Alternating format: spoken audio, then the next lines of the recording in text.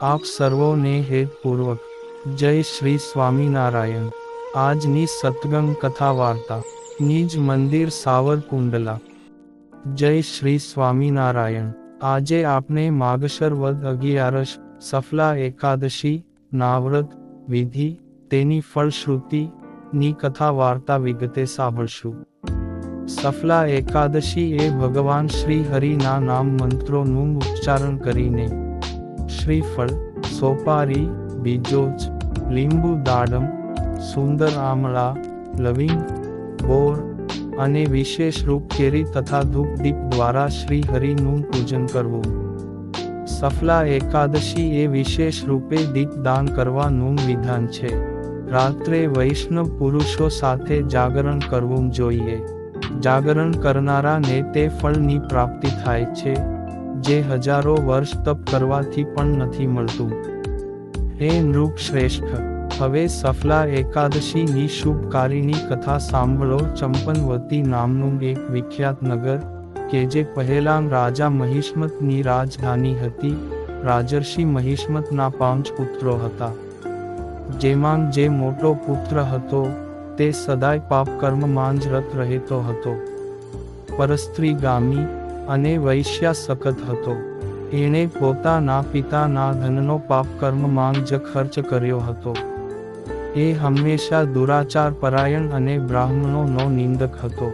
તે વૈષ્ણવો અને દેવોની હંમેશા નિંદા કરતો હતો। પોતાના પુત્રને આવો પાપાચારી જોઈને રાજા મહિષ્મતે રાજકુમારોમાં એનું નામ લુંબક રાખી દીધું।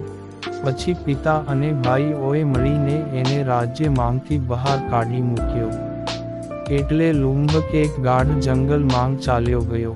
ત્યાં જ રહીને એણે નગરમાંનું ઘણું ખરું ધન લૂંટી લીધું। એક દિવસ જ્યારે એ રાત્રે ચોરી કરવા નગરમાં આવ્યો ત્યારે ચોકીદારોએ એને પકડી લીધો। પરંતુ જ્યારે એણે કહ્યું કે હું રાજા મહિષ્મતનો પુત્ર છું, ત્યારે ચોકીદારોએ એને છોડી મૂક્યો। પછી એ વનમાં પાછો આવ્યો। એને માંસ અને ફળો ખાઈને જીવન નિર્વાહ કરવા લાગ્યો। એ દુષ્ટનું વિશ્રામ સ્થાન એક પીપળાના વૃક્ષ પાસે હતું। ત્યાં ઘણા વર્ષોનું જૂનું પીપળાનું વૃક્ષ હતું। આ વનમાં એ વૃક્ષ એક મહાન દેવ માનવામાં આવતું હતું। પાપ બુદ્ધિ લુંબક ત્યાં જ રહેતો હતો। એક દિવસે કોઈ સંચિત પુણ્યના કારણે એના દ્વારા એકાદશીના વ્રતનું પાલન થઈ ગયું। માગશર માસના કૃષ્ણ પક્ષની 10મીના દિવસે પાપી લુંબકે ફળ ખાધા અને વસ્ત્રહીન હોવાને કારણે રાતભર ઠંડીમાં ટૂંટવાતો રહ્યો। આથી એ સમયે એને ઊંઘ ન આવી કે ન આરામ મળ્યો। એ નિષ્પ્રાણ જેવો થઈ ગયો। સૂર્યોદય થવા છતાં એ ભાનમાં ન આવ્યો। સફલા એકાદશીના દિવસે પણ બેભાન પડ્યો રહ્યો। બપોરે એને ભાન આવ્યું ત્યારે ઊભો થઈને આમ તેમ જોતો લંગડાની જેમ લથડિયા ખાતો વનમાં અંદર ગયો। એ ભૂખને કારણે દુર્બળ અને પીડિત થઈ રહ્યો હતો।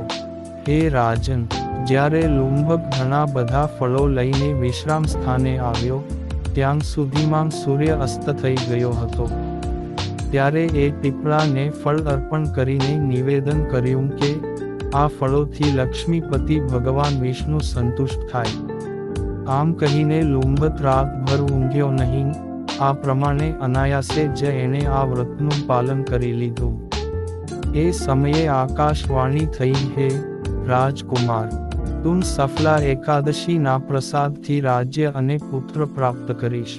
ઘણું સારું કહીને એણે વરદાન સ્વીકારી લીધું। ત્યાર પછી એનું રૂપ દિવ્ય થઈ ગયું અને એની ઉત્તમ બુદ્ધિ ભગવાન વિષ્ણુના ભજનમાં લાગી ગઈ। દિવ્ય આભૂષણોની શોભાથી સંપન્ન થઈને એણે નિષ્કંટક રાજ્ય પ્રાપ્ત કર્યું અને 15 વર્ષ સુધી એ રાજ્ય કરતો રહ્યો। એ સમયે ભગવાન શ્રી કૃષ્ણની કૃપાથી એને મનોજ્ઞ નામના પુત્રની પ્રાપ્તિ થઈ।